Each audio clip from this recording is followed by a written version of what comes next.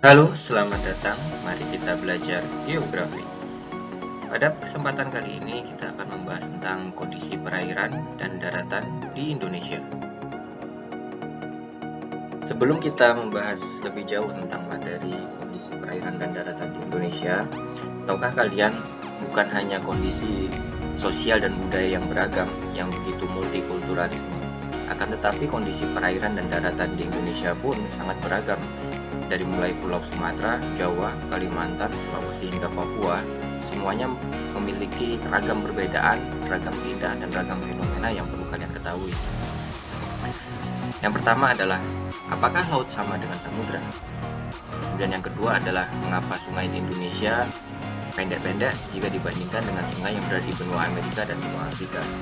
Dan yang ketiga, setiap wilayah yang ada di permukaan bumi, baik daratan maupun perairan, memiliki sifat yang berbeda-beda.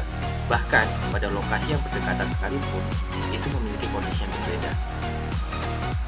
Materi yang akan kita pelajari pada pertemuan kali ini ada dua hal. Yang pertama adalah karakteristik daratan di Indonesia, yaitu meliputi pegunungan, gunung, dataran tinggi, dataran rendah, pantai, dan delta. Kemudian yang kedua adalah karakteristik perairan di Indonesia, yaitu meliputi laut, sungai, danau, rawa, teluk, samudra, dan juga selat. Tahukah kalian bahwa apa yang kita pelajari kali ini semua ada di Indonesia? Kita tahu bahkan ada beberapa negara itu tidak memiliki laut, tidak memiliki gunung, dan tidak memiliki sungai. Bersyukurlah kita berada di Indonesia bahwa apa yang akan kita pelajari kali ini semua ada di Indonesia. Indonesia memiliki gunung yang terdapat es, yang kita tahu adalah Gunung Jayawijaya yang berada di Papua. Kemudian kita memiliki pegunungan yang begitu panjang, yaitu Bukit Barisan, yang membentang dari Aceh hingga Lampung.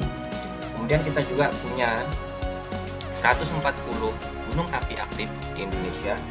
Kemudian kita juga memiliki sungai terpanjang di Indonesia, yaitu Sungai Kapuas yang berada di Kalimantan. Dan selain itu, kita memiliki danau yang begitu indah, yaitu Danau Toba, danau yang terluas di Indonesia, berada di Sumatera Utara. Patutlah kita bersyukur bahwa keragaman budaya dan juga alam di Indonesia begitu melimpahnya. Karakteristik daratan di Indonesia yang pertama adalah dataran rendah. Dataran rendah adalah bagian dari permukaan bumi dengan letak ketinggian antara 0 sampai dengan 400 meter di atas permukaan laut. Kondisi dataran rendah umumnya di Indonesia yaitu bersifat landai ataupun datar. Hal ini sering dijadikan oleh masyarakat sekitar sebagai agenda pertanian dan juga pemukiman, sehingga tidak jarang wilayah dataran di Indonesia sering dijadikan wilayah perkotaan. Contoh saja pada wilayah DKI Jakarta. DKI Jakarta berada bukan di daerah pegunungan, melainkan di dataran. Selain itu juga di daerah Yogyakarta dan daerah-daerah lainnya. Kondisi dataran rendah selain memiliki potensi berupa pertanian, di sisi lain juga memiliki potensi bencana alam. Bencana alam yang sering terjadi di dataran rendah yaitu meliputi banjir, tsunami, dan juga gempa. Karakteristik yang kedua adalah dataran tinggi. Dataran tinggi adalah daerah datar yang terletak berada pada ketinggian lebih dari 400 meter di atas permukaan laut. Dataran tinggi umumnya berada di daerah pegunungan sehingga memiliki kondisi udara yang sejuk dan dingin. Dataran tinggi terbentuk akibat beberapa hal. Yang pertama adalah kejadian erosi dan juga sedimentasi. Kita tahu bahwa pegunungan merupakan daerah tangkapan hujan, sehingga daerah pegunungan memiliki curah hujan yang tinggi. Curah hujan yang tinggi mengakibatkan kejadian erosi ataupun pengikisan yang diakibatkan oleh aliran air yang terbentuk akibat akumulasi hujan. Akumulasi air hujan yang mengerosi pada daerah dataran tinggi kemudian menghasilkan sebuah endapan. Nah, material endapan inilah yang menjadikan dataran tinggi memiliki kondisi wilayah yang datar, sehingga kondisi yang datar tadi dijadikan pemukiman dan juga objek wisata pada pemukiman sekitar. Selain itu, dataran tinggi juga terbentuk akibat proses erupsi atau yang sering disebut sebagai kaldera. Gunung api yang mengalami erupsi yang sungguh kuat, puncaknya akan runtuh sehingga membentuk sebuah dataran yang luas. Dataran tinggi pada umumnya dijadikan aktivitas pertanian yaitu berupa sayuran dan juga kegiatan pariwisata. Contoh dataran tinggi di Indonesia yaitu dataran tinggi Alas, dataran tinggi Gayo yang berada di Aceh. Kemudian Ada juga dataran tinggi dari Bukit Barisan yang berada di Bengkulu, dataran tinggi Dieng yang ada di Jawa Tengah, Tengger yang ada di Jawa Timur, dan juga dataran tinggi Charles yang ada di Papua. Dapat kita lihat pada gambar di samping itu merupakan dataran tinggi Dieng. Dataran tinggi Dieng jika dilihat berdasarkan prosesnya yaitu terbentuk akibat proses erupsi. Dapat kita ketahui bahwa pada wilayah Dieng terdapat banyak kawah yang dapat dilihat. Karakteristik yang ketiga adalah gunung. Gunung adalah bagian dari permukaan bumi yang menjulang lebih tinggi dibandingkan dengan daerah sekitarnya, dengan ketinggian minimal yaitu 600 meter di atas permukaan laut. Gunung tidak hanya ditemukan pada wilayah dataran, akan tetapi berada juga di daerah lautan. Contoh gunung yang ada di daerah lautan yaitu Gunung Krakatau. Ingat, gunung berbeda dengan pegunungan.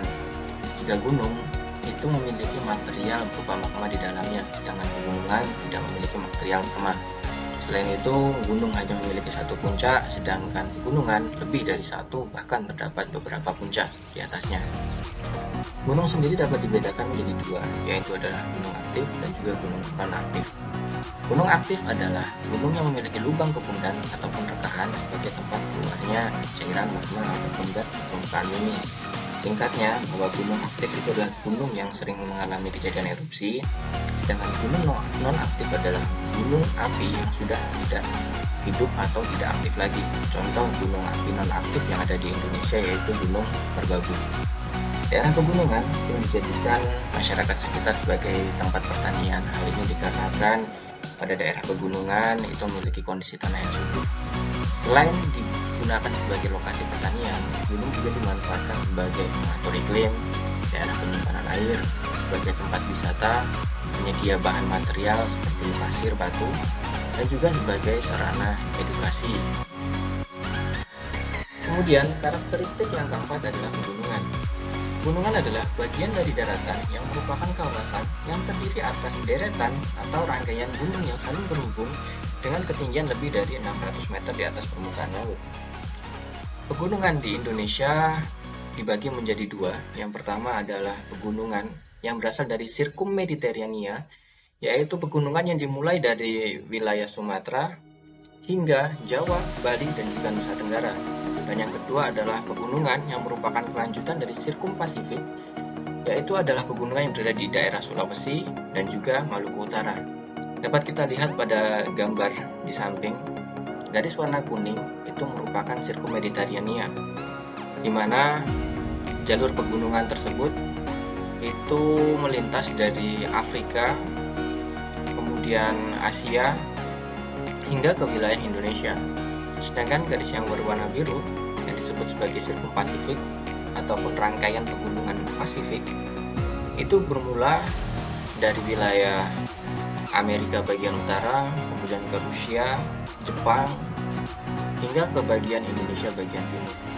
Dapat kita lihat juga pada gambar di bawah, itu merupakan visualisasi rangkaian pegunungan yang terbentuk akibat dua sirkum yang ada di dunia.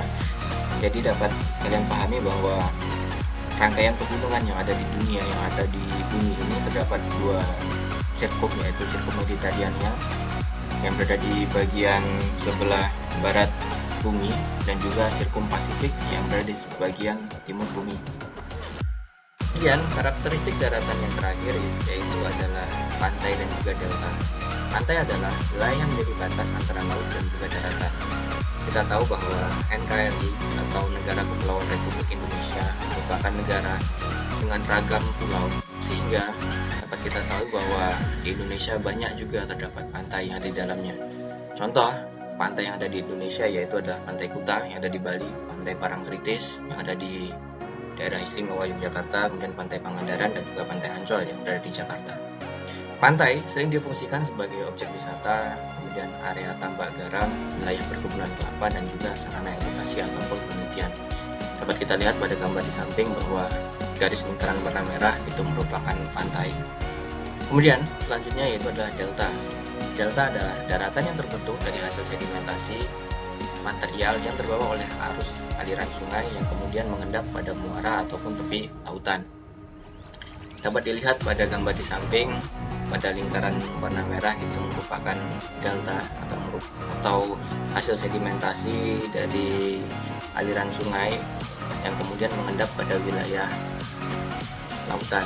Nah, delta di Indonesia sendiri ada Delta Mahakam yang merupakan delta terluas di Indonesia, yaitu. Kemudian yang selanjutnya adalah karakteristik perairan di Indonesia. Yang pertama adalah laut. Laut merupakan kumpulan air asin yang memiliki permukaan bumi yang sangat luas dan umumnya mengandung garam, menggenangi dan membantu daratan maupun pulau. Kita tahu bahwa wilayah di Indonesia 3/4-nya itu adalah lautan, kemudian sisanya adalah daratan. Dapat kita lihat pada gambar di bawah, itu merupakan NKRI, Negara Kepulauan Republik Indonesia, di mana lebih dominan laut daripada daratannya. Pada peta tersebut, warna biru yang cerah itu merupakan laut dangkal dengan kedalaman 0 sampai dengan 800 meter yang umumnya berada di wilayah Sumatera dan juga Kalimantan dan utara Pulau Jawa. Kemudian beralih ke wilayah bagian Sulawesi dan juga Papua, itu merupakan laut dalam dengan kedalaman kurang lebih 4.800 meter. Pada umumnya, laut dibagi menjadi 4 zona, yaitu zona litorial, neretik, batial, dan juga abyssal. Di mana zona litorial ataupun zona pasang surut yaitu memiliki ciri adalah wilayahnya itu tergenang jika saat terjadinya pasang, kemudian saat air surut itu menjadi sebuah daratan. Kemudian yang kedua adalah zona neritik ataupun zona wilayah laut dangkal. Ini memiliki ciri yaitu kedalamannya mencapai 150 meter, di mana sinar matahari masih bisa tembus hingga dasar zona neritik. Di mana zona ini juga memiliki ciri banyak sekali ragam flora fauna laut, sehingga banyak ditemukannya ikan dan juga tumbuhan laut pada zona neritik. Kemudian zona batial ataupun zona wilayah laut dalam, di mana memiliki kedalaman lebih dari 150 meter hingga 1.800 meter.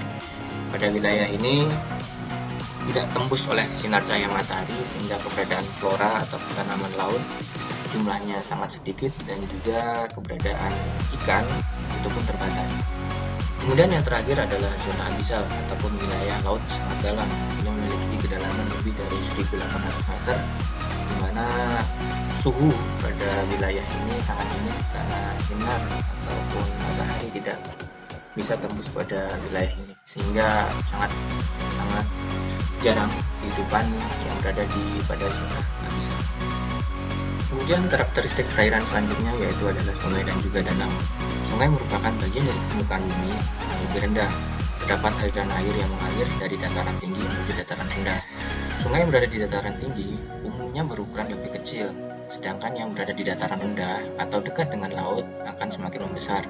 Hal ini dikarenakan pada wilayah dataran rendah, aliran air ataupun anak-anak sungai itu sudah menyatu menjadi satu, sehingga volume air yang tadinya di pegunungan itu terpisah-pisah menjadi beberapa bagian sungai, kemudian mengalir ke bawah itu menjadi satu ataupun terakumulasi pada satu aliran sungai, sehingga pada wilayah dataran rendah ini menyebabkan badan ataupun tubuh dari sungai itu semakin membesar dibandingkan pada wilayah dataran tinggi. Sungai memiliki beberapa fungsi, yaitu sebagai sarana transportasi, pembangkit aliran listrik, irigasi, perikanan, olahraga, dan juga sarana rekreasi. Di Indonesia terdapat beberapa sungai. Contohnya ada Sungai Kapuas yang merupakan sungai terpanjang di Indonesia, yaitu mencapai 1.998 km. Kemudian Sungai Barito dan juga Sungai Batanghari. Kemudian yang ketiga adalah danau. Danau merupakan cekungan daratan yang terisi oleh air tawar. Danau dapat terbentuk oleh beberapa hal, contoh saja karena adanya letusan gunung berapi ataupun juga akibat runtuhan pada wilayah Kars. Wilayah Kars ini adalah wilayah pegunungan Bukit Kapur, di mana kita tahu bahwa wilayah Kapur itu di atasnya datar, akan tetapi di dalamnya itu berongga, sehingga jika terjadi contoh saja gempa, wilayah yang berongga tadi akan mengalami runtuhan, sehingga terbentuklah sebuah cekungan yang kemudian terisi air sehingga jadilah sebuah danau. Salah satu contoh danau hasil akibat proses letusan gunung berapi yaitu adalah Danau Toba yang berada di Sumatera Utara. Karakteristik perairan yang selanjutnya yaitu adalah teluk dan juga selat. Teluk adalah tubuh perairan yang menjorok atau masuk ke daratan dan dibatasi oleh daratan pada ketiga sisinya. Dapat kita lihat pada gambar di samping pada garis panah warna kuning itu merupakan teluk. Kemudian garis yang berwarna merah itu adalah tanjung. Tanjung adalah daratan yang menjorok ataupun menuju ke arah lautan. Kemudian yang selanjutnya yaitu adalah selat. Selat merupakan sebuah laut sempit dan membawa arus utama yang memisahkan dua pulau. Selat dimanfaatkan untuk jalur transportasi laut, bahkan menjadi sebuah akses atau jalur strategis. Dapat kita lihat pada gambar di samping itu merupakan selat, di mana selat itu membagi dua pulau. Contoh saja kalau di Indonesia itu ada Selat Sunda yang membagi Pulau Jawa dan juga Pulau Sumatera. Kemudian karakteristik perairan di Indonesia yang terakhir itu adalah rawa dan juga samudra. Rawa adalah tanah yang rendah, umumnya di daerah pantai, dan digenangi oleh air. Biasanya pada daerah rawa sendiri terdapat ragam tumbuhan yang menutupi tubuh aliran airnya, sehingga rawa berbeda dengan danau.